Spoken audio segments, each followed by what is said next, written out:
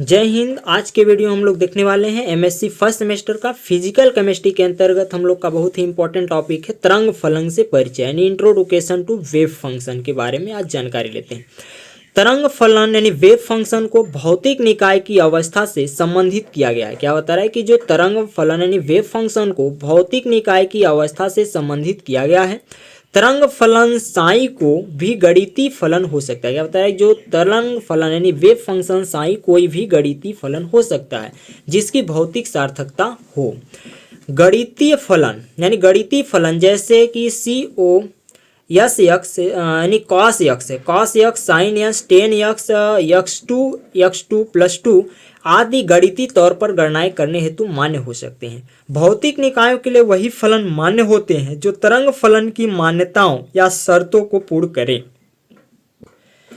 ये शर्तें तीन प्रकार की होती हैं। पहला होता है फलन एक एकल मान वाला होना चाहिए यानी फलन एकल मान वाला होना चाहिए। दूसरा फलन निरंतर होना चाहिए। तीसरा नंबर है तरंग फलन मापने योग्य यानी फाइनाइट होना चाहिए। तरंग फलन की भौतिक सार्थकता यानी physical significance of wave function यानी कि तरंग फलन की भौतिक सार्थकता physical significance of wave function. तरंग फलन साई की ऐसी ही कोई भौतिक सार्थकता नहीं। क्या बता रहा है कि जो वेव फंक्शन है उसकी साई की ऐसी कोई भौतिक सार्थकता नहीं है। यह फलन गणितीय फलन हो सकता है।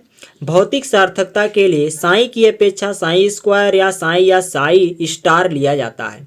क्या बता रहा है कि जो भौतिक सार्थकता के लिए साई की अपेक्षा हम साई स्क्वायर या तो साई स्टार को लिया जाता है क्योंकि साई स्क्वायर या साई स्टार से इससे इलेक्ट्रॉन की निकाय में पाए जाने की प्रायिकता का अनुमान लगाया जाता है। यह प्रायिकता निम्न समाकलन से लगा सकते हैं। पी बराबर रो बराबर होता है समाकलन अनंत से अनंत तक इन्फिनिट से इन्फिनिट तक साई स्क्वायर डी टाउ समीकरण नंबर 1 होता है। इसके अथवा हम लिख सकते हैं रो बराबर समाकलन 0 से लेके ए तक साई स्क्वायर डी टाउ, इसको समीकरण नंबर 2 मान लेते हैं यदि सीमा 0 से ए हो, 0 से ए है। इसी प्रकार रो बराबर ये 0 से ए साई स्क्वायर डी टाउ समीकरण नंबर 3 मान लेते हैं। इसको अधिक प्रायिकता के लिए उपरोक्त समीकरण का एक ही मान होना आवश्यक होता है। यदि वह प्रायिकता संपूर्ण या अधिकतम होगी तो पी बराबर होगा अनंत से समाकलन अनंत से अनंत तक साई स्क्वायर डी टाउ बराबर 1 होगा।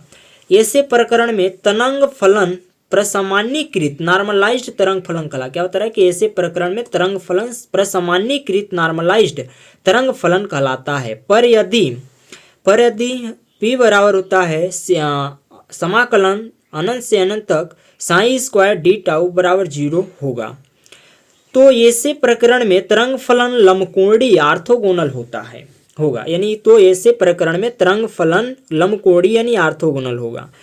यहाँ डी टाउ एक छोटी आयतनिक इकाई है यानी यहाँ डी टाउ एक छोटी आयतनिक इकाई है एवं dx dy dz के बराबर है। इस प्रकार यह प्रायिकता का समाकलन त्रिश यानी ट्रिपल समाकलन है। यदि साई वास्तविक हो तो यदि साई वास्तविक यानी रियल हो तो साई स्क्वायर भी वास्तविक होगा। उदाहरण के लिए साई बराबर ए तो साई स्क्वायर बराबर ए स्क्वायर भी वास्तविक फलन होगा। पर यदि साई काल्पनिक हो अर्थात साई बराबर ए प्लस आई बी हो तो साई स्क्वायर बराबर ए स्क्वायर प्लस 2abi होगा। इस प्रकार साई स्क्वायर में काल्पनिक अंश शेष रह जाएगा और 2abi इससे यह सिद्ध होता है कि काल्पनिक तरंग फलन के लिए साई स्क्वायर की भौतिक सार्थकता समाप्त हो जाती है।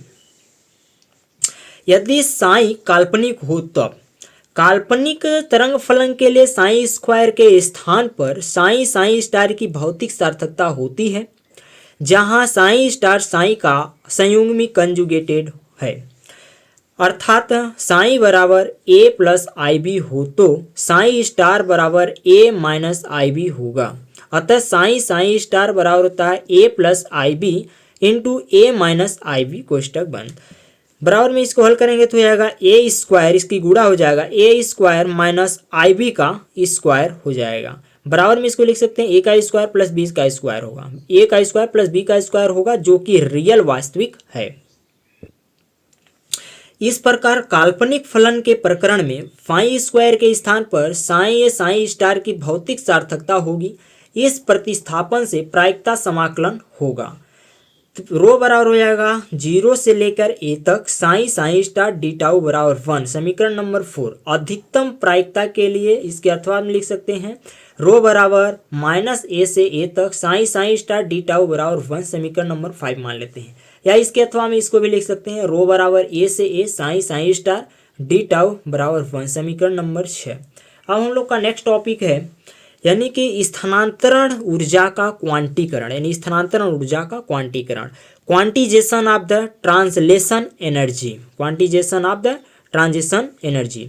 एक कण गति में स्थानांतरण यानी कि ट्रांजिशंस, घूर्णन, रोटेशन एवं कंपन, वाइब्रेशन गतियां को दर्शा सकता है। क्या बता रहा है कि जो एक पार्टिकल होता है यानी कण गति में स्थानांतरण, ट्रांसलेशंस, घूर्णन, रोटेशन एवं कंपन, वाइब्रेशन गतियां को दर्शा सकता है। तरंग यांत्रिकी के आधार पर कण की इन गतियों से संबंधित ऊर्जा क्वांटीकृत रहती है। क्या बता रहा है कि तरंग यांत्रिकी के आधार पर कण की इन गतियों से संबंधित ऊर्जा क्वांटीकृत होती है। आज की वीडियो में बस इतना ही, मिलते हैं नेक्स्ट टॉपिक के अंतर्गत। तब तक के लिए thanks for watching this video.